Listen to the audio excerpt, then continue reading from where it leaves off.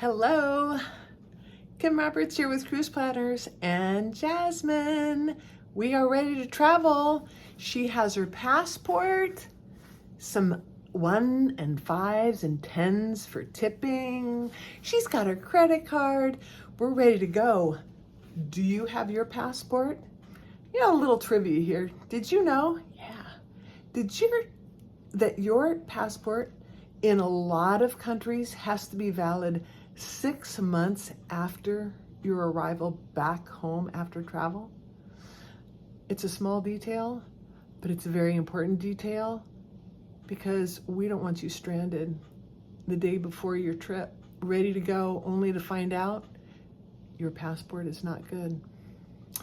That's why it's always good to use a travel advisor. We're looking out for you on the small things. She's camera shy. Life's too short to stay home. It's time to travel. Let's go. A lot of us are wondering, we look at a map. I love my map. I love my map. That's why I put it up in my office. But let's look at the map today, okay? Let's find out where and how far some of the countries, the international countries that are top of our bucket list, how far are they? Let's look. Now I live on the East Coast, so everything's going to be from the East Coast. Major airports, Washington, Philadelphia, New York, right there. You know what makes for a great first time travel? The Caribbean. Look at all these beautiful islands, so accessible from the East Coast. They are directly south. Look at the Bahamas right there, and that's why so many people end up in the Bahamas. The Caribbean islands are a gorgeous destination for a winter break.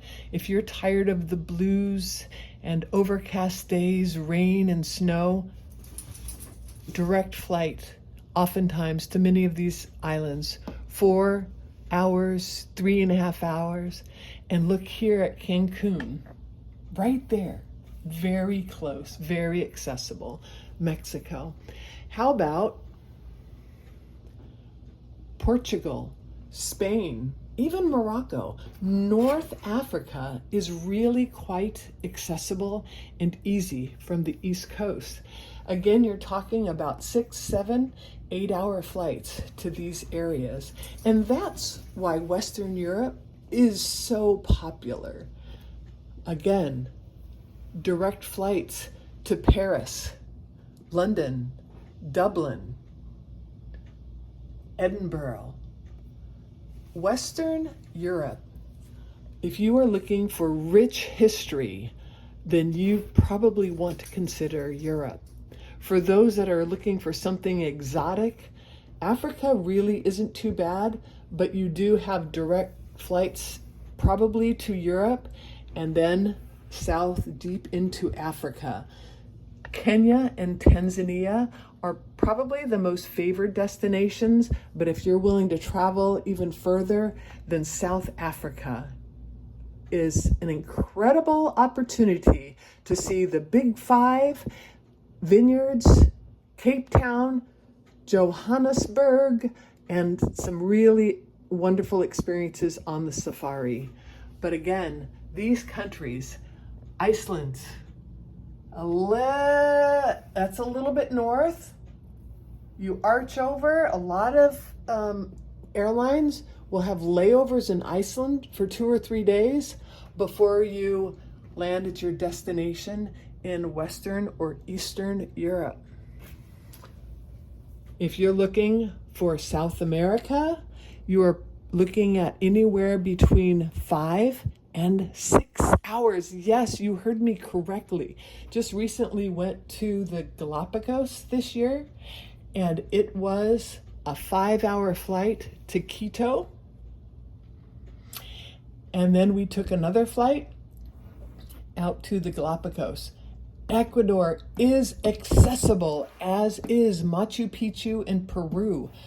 When we flew home from Lima, it was a 6-hour flight up to Washington. So don't forget that South America is extremely easy to get to. It's a great place to embark on a cruise, fly into Buenos Aires or Sao Paulo, and cruise around the tip of South America over to Chile. Again, maps are so fun, so fun. Close your eyes, put your finger, pick a place, let's plan it. Kim Roberts with Cruise Planners. Look me up at intoxicatingtravel.com. Click on my tab, Kim's Groups, for exclusive offer.